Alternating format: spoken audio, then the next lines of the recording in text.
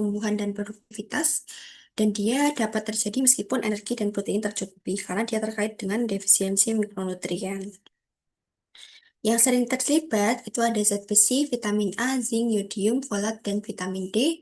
Tapi nanti kita akan fokus membahas lebih lanjut di anemia, gangguan karena kekurangan berbagai um, mineral, vitamin dan mineral, dan juga GAGI atau gangguan akibat kekurangan yodium. Jadi di sini ada mungkin terjadi terutama di ke 6 mikronutrien yang tadi saya sebutkan di depan. Untuk zat besi, karena dia merupakan dibutuhkan gitu ya untuk transportasi atau untuk membuat hemoglobin gitu kan, dia ada hemoglobin di namanya pun ada zat besinya, dan dia itu membantu transportasi oksigen. Makanya kalau dia kekurangan dia akan anemia, anemia karena kekurangan zat besi lebih spesifiknya. Kemudian lemah, lemas, konsentrasi menurun, dan dia banyak di balita, remaja putri, dan ibu hamil. Makanya kalau remaja putri biasa dari SMA, terutama di SMA, itu akan diberikan tablet tambah darah atau TTD gitu ya. Harapannya sih ketika kuliah memang nggak dikasih karena sudah sadar diri gitu ya untuk kemudian mengkonsumsi TTD secara rutin gitu. Kemudian vitamin A, dia berkaitan dengan kesehatan mata dan imunitas. Biasanya dia berhubungan dengan penyakit atau defisiensi terkait rabun senja dan infeksi berulang. Kemudian kelompok rentannya ada di balita dan ibu menyusui. Kemudian ada zinc, dia terkait dengan pertumbuhan, penyembuhan luka, dan imunitas. Kalau defisiensi lukanya akan lama sembuh, kemudian diare kronis. Makanya kalau diare biasanya dikasih suplementasi zinc, terutama dia di anak-anak dan lansia. Kemudian kalau untuk iodium, dia berkaitan dengan sintesis hormon tiroid. Gejala defisiensinya ada gagi, gangguan akibat kekurangan iodium, gondok, gondongan gitu ya, gondokan, kemudian keterbelakangan mental, dan biasanya dia di remaja dan ibu hamil. Kemudian untuk asam folat, dia berguna untuk pembentukan sel darah Na. Kemudian defisiensinya dia ada anemia karena defisiensi folat, namanya anemia megaloblastik. Kemudian cacat tabung syaraf, biasanya di ibu hamil, makanya harus hati-hati biar eh, si anaknya itu bisa lahir dengan sebaik-baiknya, dengan kondisi sebaik mungkin. Kemudian vitamin D terkait dengan absorpsi kalsium dan kekuatan tulang.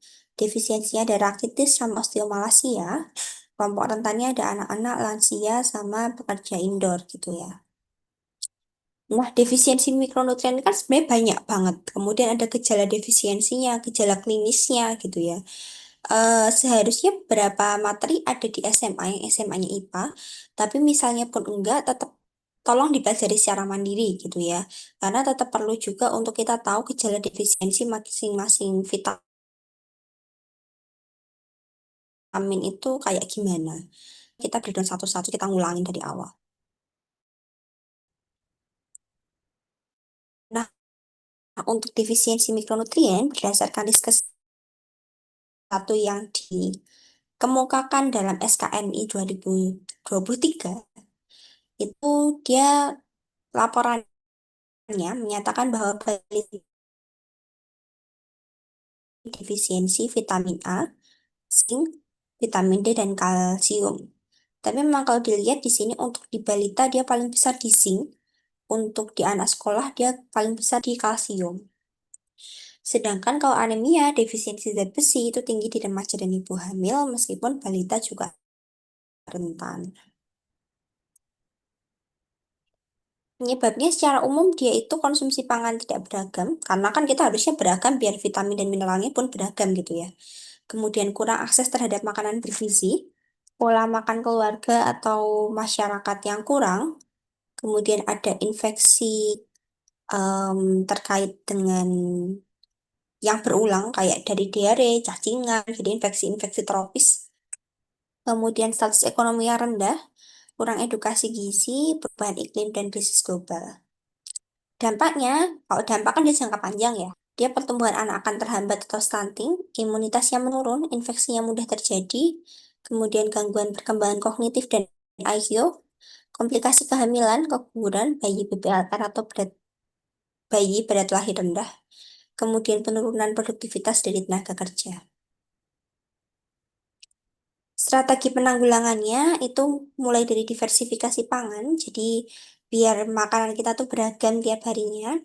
Makanya perlu ada edukasi konsumsi makanan bergizi seimbang dan juga pemanfaatan pangan lokal kaya mikronutrien. Kalau itu nggak cukup, kita ada program fortifikasi pangan, jadi penambahan zat-zat mikronutrien tertentu di makanan gitu. Paling sering fortifikasi tepung terigu, jadi udah ada asam folat dan zat besi di tepung terigu dan yodium di garam. Suplementasi ada dari tablet tambah darah, contohnya untuk remaja dan ibu hamil. Kemudian balita diberikan suplementasi vitamin A tiap 3 bulan sekali. Atau ada juga suplementasi zinc. Perbaikan sanitasi dan pengendalian infeksi ya, mencegah dia dan kemungkinan cacingan. Karena cacingan kalau dia parah gitu ya dalam jangka waktu lama, zat gizi yang harusnya buat hostnya, buat kita sebagai manusia gitu ya kan malah diambil cacing. Cacing secara umum menghisap darah soalnya, darah yang mengandung nutrien itu. Kemudian ada program nasional dan global kayak yang namanya GERMAS, Gerakan Masyarakat Hidup Sehat gitu ya. Pemberian makanan tambahan atau PMT. Kalau kalian pernah lihat PMT salah satunya yang dia dibuat itu ya biskuit gitu ya, ada biskuit ibu hamil, biskuit balita. Kemudian Swing Movement atau Scaling Up Nutrition ini terutama menggerakkan 1.000 hari pertama kehidupan untuk pencegahan stunting juga. Dan Yandu dan kampanye isi piringku yang nanti akan kalian dalami juga selama perkuliahan gizi ini. Kemudian kita akan mulai fokus ke anemia, di mana merupakan kondisi defisiensi bisa di ukuran maupun jumlah eritrosit atau jumlah hemoglobin, sehingga memang pertukaran oksigen CO2-nya jadi terbatas. Dia bisa diklasifikasikan berdasarkan ukuran sel. Kalau dari ukuran itu ada makro, berarti kan dia itu gede-gede. Kemudian normositik, dia kecil-kecil, dan mikrositik, dia itu jadi kecil-kecil. Kemudian meskipun kayak normositik itu dia ukurannya normal, dia secara jumlah sedikit gitu ya maksudnya. Kemudian berdasarkan warna hemoglobin ada hipokromik sama normokromik tergantung dia lebih ke warna apa.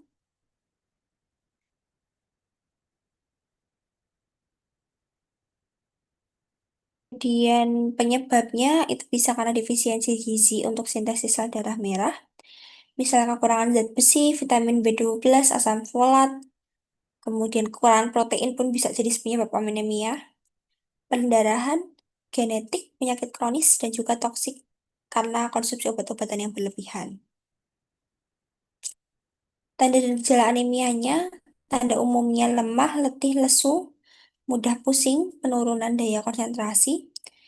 Tanda khasnya ada kuku sendok mudah rapuh, atrofi papilidah yang dia jadi lebih licin dan mengkilap, stomatitis angularis atau sudut mulutnya itu pecah-pecah, disfagia, dan juga atrofi di mukosa gestal. Pemeriksaan laboratoriumnya ada MCV, MCHC, kemudian serum Fe-nya berkurang, ferritinnya berkurang, dan TIBC atau total iron binding capacity-nya juga berkurang.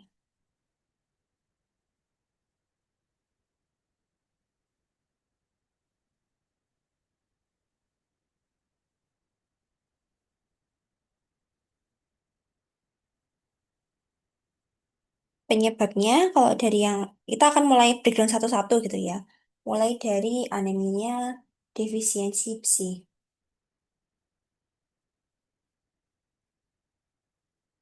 Kalau yang anemia defisiensi besi ini, dia kan karena asupan gizi zat besinya memang kurang gitu ya. Kemudian ada gangguan penyerapan zat besi, ada kehilangan darah, dan juga peningkatan kebutuhan pada ibu hamil. Dia itu kenapa gitu ya? Dia salah satu penyebab anemia paling sering karena hemoglobin atau sel darah merah itu dia terbentuk dari hem dan globin. Yang membentuk hem itu kan zat besi gitu ya. Kemudian globinnya itu bisa dari asam amino, vitamin B12, asam folat, dan biotin. Makanya defisiensi si globinnya itu juga bisa menyebabkan anemia. Zat besi yang cukup itu belum tentu menghasilkan hemoglobin yang cukup kalau misalnya memang nggak diimbangi dengan zat gizi lain yang membentuk globin tadi. Untuk mengetahui kebutuhan anemia, nanti silahkan melihat AKG atau angka kecukupan gizi untuk zat besinya untuk memastikan kecukupan zat besi pada diet. Eh, Semoga kalian juga sudah familiar dengan AKG gitu ya. Nah, anemia defisiensi besi ini dia terjadi karena di sini ada inadequate dari ingestion, kemudian dari absorpsi zat gizi, dari penggunaan atau utilisasi zat gizi, ada kebutuhan yang bertambah, kebutuhan yang bertambah karena ada kehilangan darah atau pengekspresi dari zat besi, dan juga defek atau gangguan gitu ya ketika mengeluarkan dari simpanannya. Hal-hal ini bisa menyebabkan defisiensi zat besi. Contohnya ini di sini ada normal amonia segini. Kalau anemia dia akan semakin dikit, dia cuma dikit. Makanya pusing, lemes karena memang oksigennya nggak bisa diberikan seutuhnya gitu ya, sesuai kebutuhan sama si darahnya.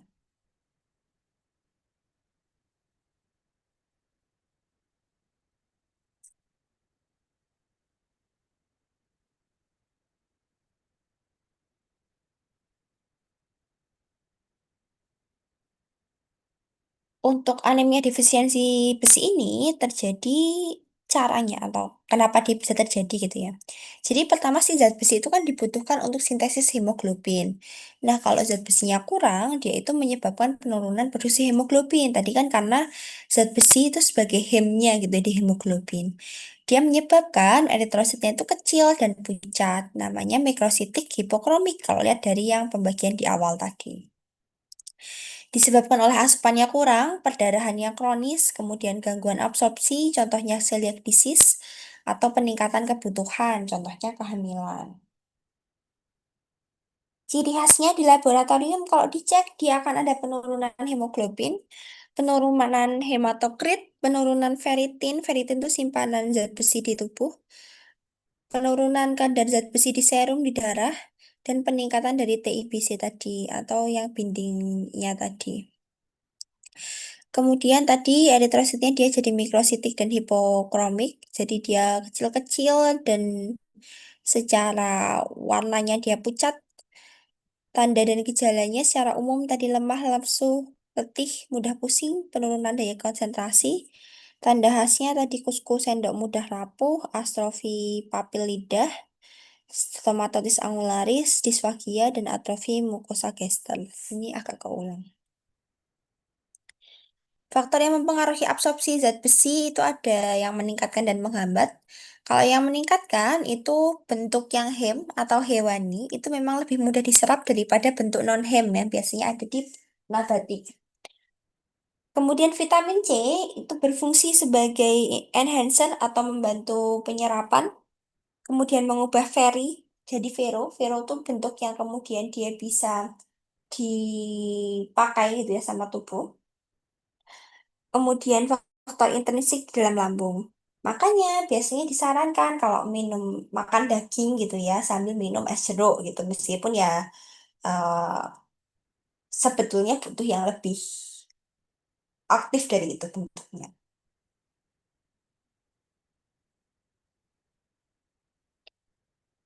Terus faktor yang menghambat itu ada tanin dalam teh atau kopi, makanya jangan sambil minum es teh gitu ya kalau kalian bakal korban ini. Kemudian asam fitat di serealia, asam oksalat di sayuran, suplemen CA dan ZN dosis tinggi, tingkat keasaman lambung karena dia menyebabkan kekurangan HCl dan penggunaan obat mah itu juga menghambat absorpsi zat besi. Makanya kalau yang biasa anemia yang memang sering pusing, lemes gitu ya, dan lagi haid, terus asam lambungnya naik gitu. Jangan lupa untuk kemudian mengkonsumsi makanan tinggi zat besi. Kemudian ada lagi yang namanya anemia perniciosa atau dia itu kekurangan eh, eh, vitamin D, B12 karena kekurangan B12.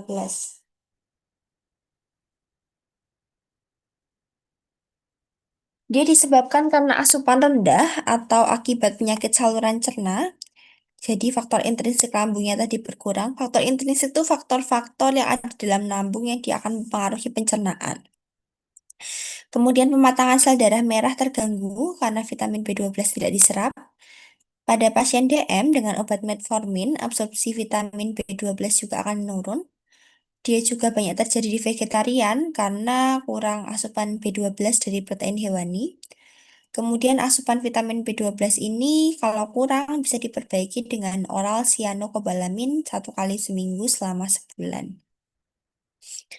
Mekanismenya, karena si vitamin B12 itu juga penting di sintesis DNA dan pematangan inti sel eritrosit, dia tadi bagian dari si globinnya, dia menyebabkan gangguan pembelahan sel, sel darahnya jadi besar dan imatur, megaloblastik. Jadi sel darahnya itu besar-besar tapi nggak terlalu banyak dan dalam menjalankan fungsinya dia kurang oke gitu ya.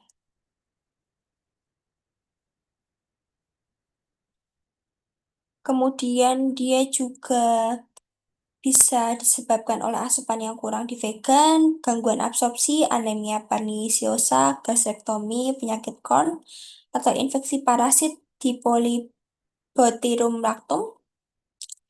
Gejala khas laboratoriumnya HB-nya turun, MCV-nya meningkat karena dia makrositik, kemudian hipersegmentasi neutrofil, kadang ada peningkatan bilirubin yang tidak terkonjugasi, dan juga ada gejala-gejala neurologis.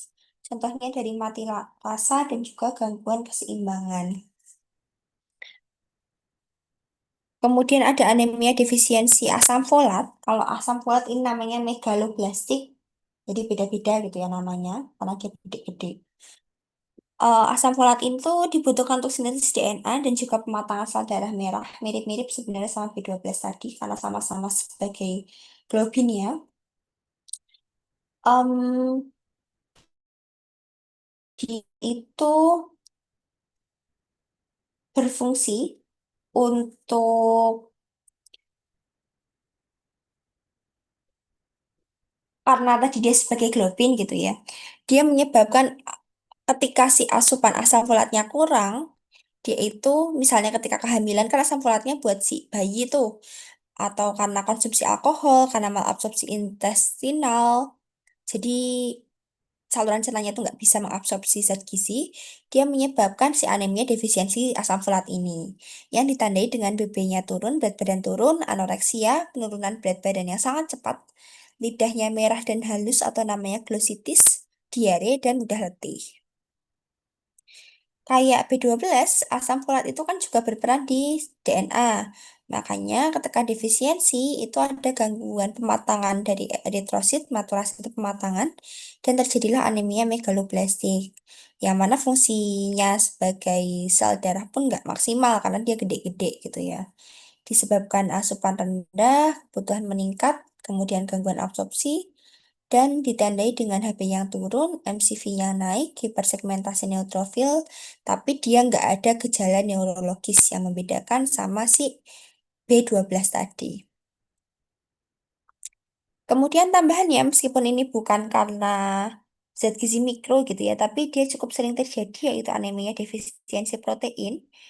Dia itu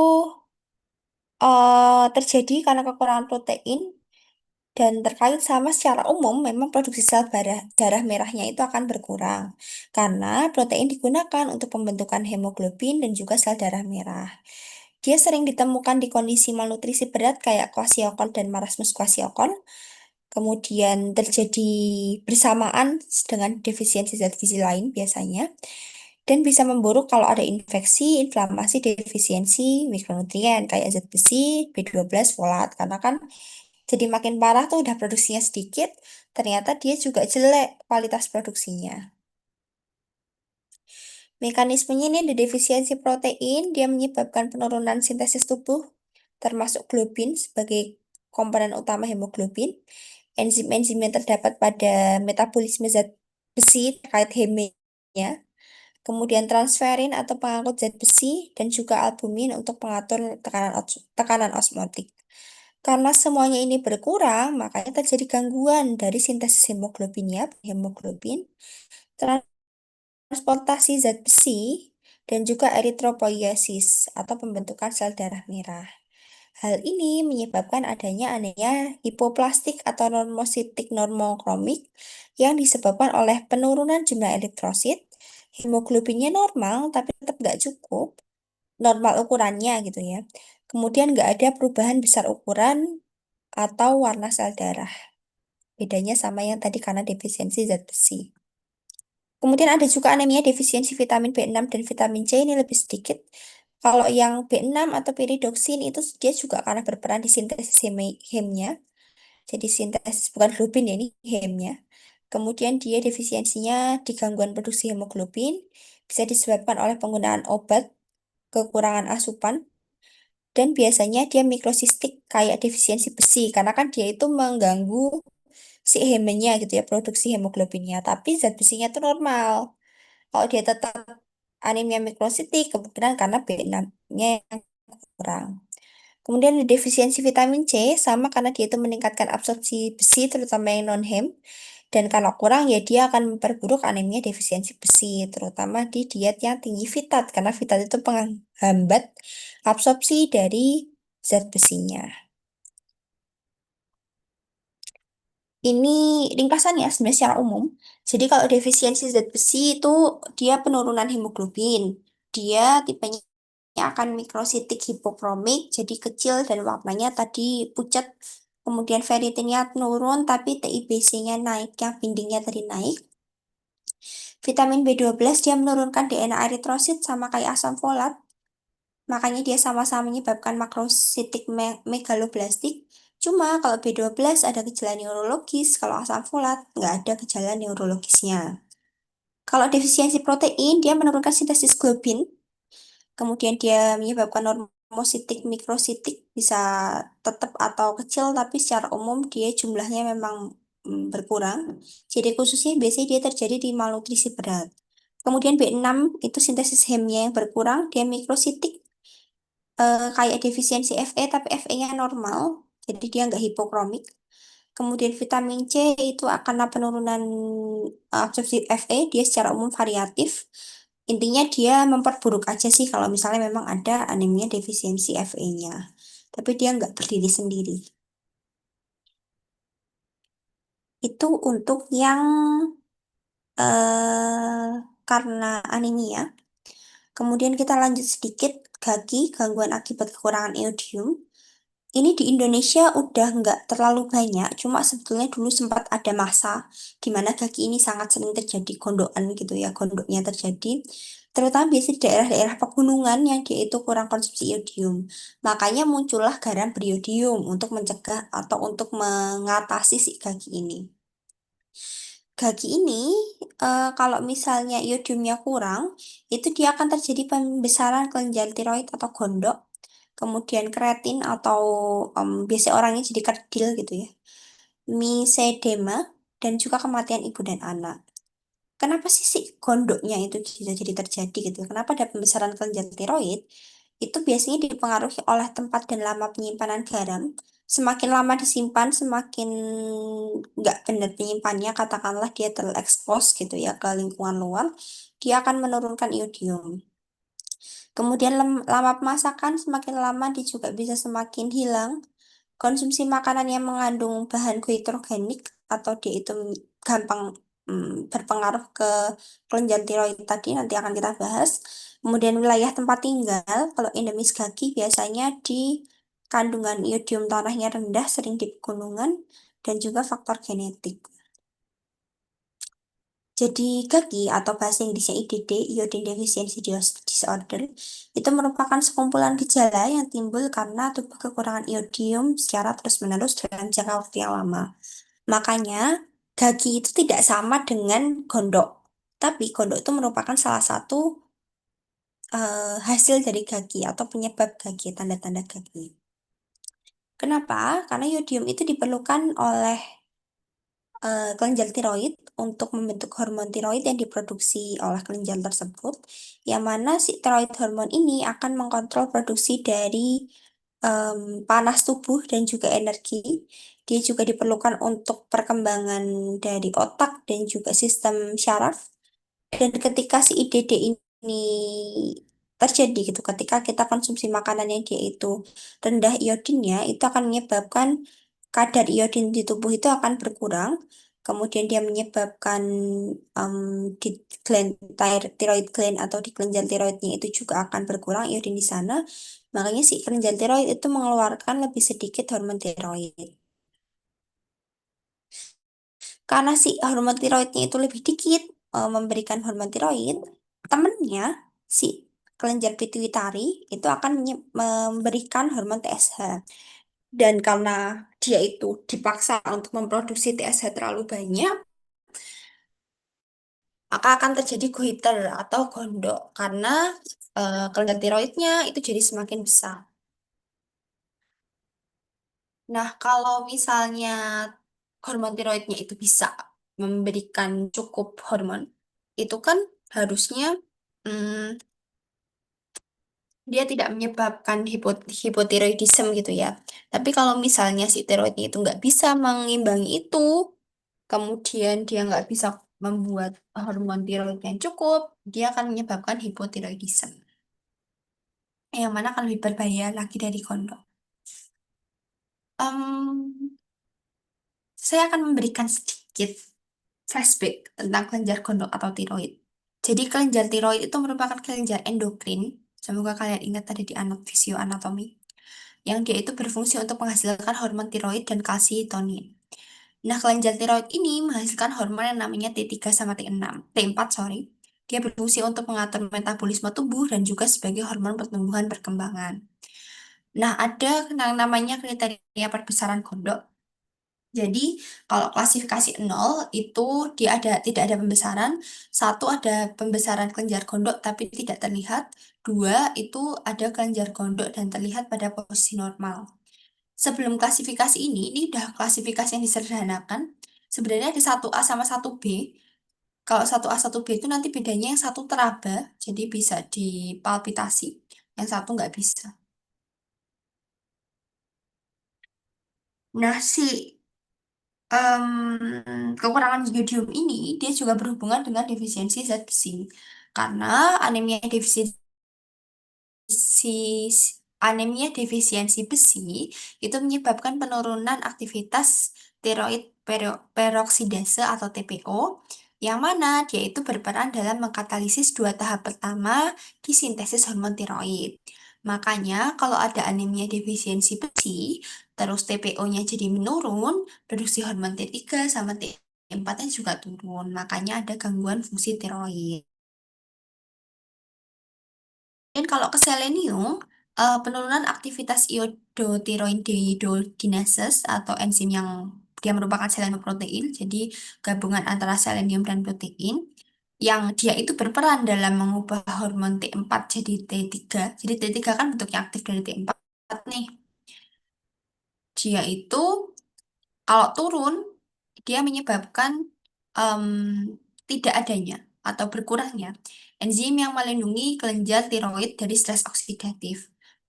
Makanya kalau dia nggak dilindungi, nggak bisa mengubah ke bentuk aktif, ya lama-lama ada gangguan konversi hormon dan juga peningkatan kerusakan oksidatif dari tiroidnya. Dia juga berhubungan sama defisiensi vitamin A.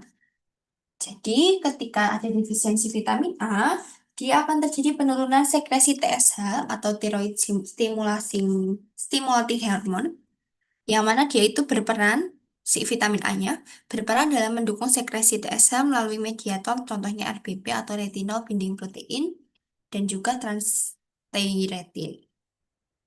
Kalau si TSH-nya rendah, karena tadi kan dia defisiensi vitamin A dan diganggu karena mediatornya nggak banyak gitu ya.